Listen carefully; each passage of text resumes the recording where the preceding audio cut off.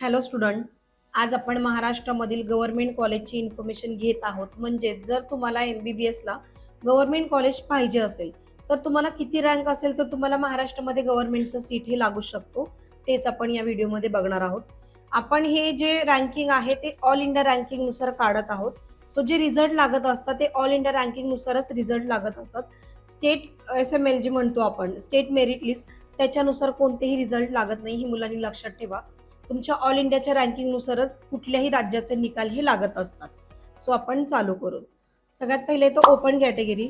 आपली जर open category असेल तर तुम्हाला महाराष्ट्रामध्ये गव्हर्नमेंट सीट मिळवण्यासाठी 47,806 एवढा जर तुमचा ऑल इंडिया रँक असेल तर तुमचं महाराष्ट्रामध्ये MBBSचं सीट हे गव्हर्नमेंट कॉलेजला होऊ शकतं. त्याच्यानंतर येतं EWS कॅटेगरी. आता बऱ्याच मुलांचे असे लास्ट व्हिडिओमध्ये प्रश्न होते की तुम्ही EWS विषयी काहीच इन्फॉर्मेशन दिली नाही. EWS ही कॅटेगरी फक्त गव्हर्नमेंट कॉलेजला लागू केलेली आहे. प्रायव्हेट कॉलेजला कोणताही EWSचा कोटा गव्हर्नमेंटने ठेवलेला नाही.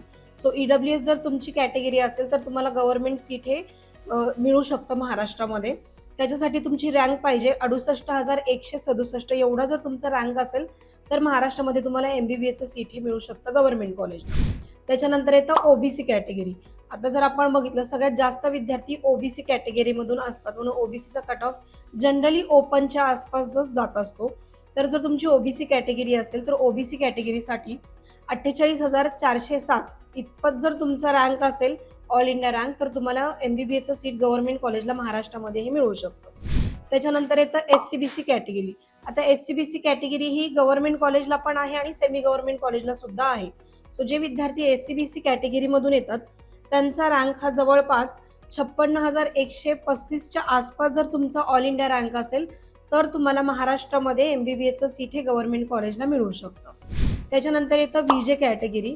जनरली जर तुम्ही बघितलं VJ कॅटेगरीचा कट ऑफ पण हा खूप कमी जात असतो. म्हणजे कमी मार्कांना सुद्धा VJ कॅटेगरीला ऍडमिशन हे महाराष्ट्रामध्ये मिळत असतं. तुमची जर VJ कॅटेगरी असेल आणि तुमचा ऑल इंडिया रँक जर 90,519च्या आसपास असेल तर तुम्हाला महाराष्ट्रामध्ये गव्हर्नमेंट कॉलेजला सीट ही मिळू शकतं. त्याच्यानंतर येतं NT1 कॅटेगरी. NT1 कॅटेगरीसाठी जर बघितलं तर 1,28,757 एवढा जर तुमचा ऑल इंडिया रँक असेल तर तुम्हाला महाराष्ट्रामध्ये MBBSचं सीट हे गव्हर्नमेंट कॉलेजला मिळू शकतं. त्याच्यानंतर येतं NT2 कॅटेगरी. NT2 कॅटेगरीला 56,464 एवढा जर तुमचा रँक असेल तर तुम्हाला इथे MBBSचं सीट महाराष्ट्रामध्ये गव्हर्नमेंट कॉलेजला मिळू शकतं. त्याच्यानंतर येतं NT3 कॅटेगरी. NT3ला 50,765 एवढा जर तुमचा ऑल इंडिया रँक असेल तर तुम्हाला महाराष्ट्रामध्ये गव्हर्नमेंट कॉलेजला MBBSचं सीट हे मिळू शकतं.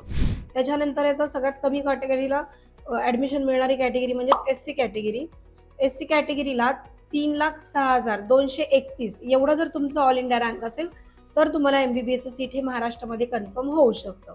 आणि सगळ्यात शेवटची जी कॅटेगरी आहे ती आहे ST कॅटेगरी.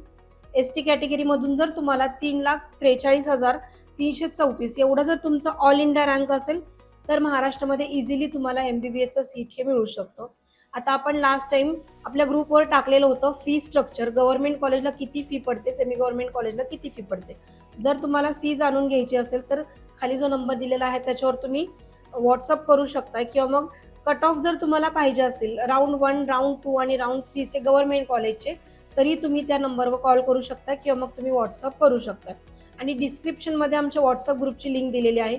सो ज्या ज्या विद्यार्थ्यांना असेच इन्फॉर्मेटिव्ह व्हिडिओ पाहिजे असतील त्यांनी आमच्या ग्रुपला जाऊन जॉईन व्हावं. तिथे तुम्हाला सगळी इन्फॉर्मेशन मिळून जाईल. So thank you.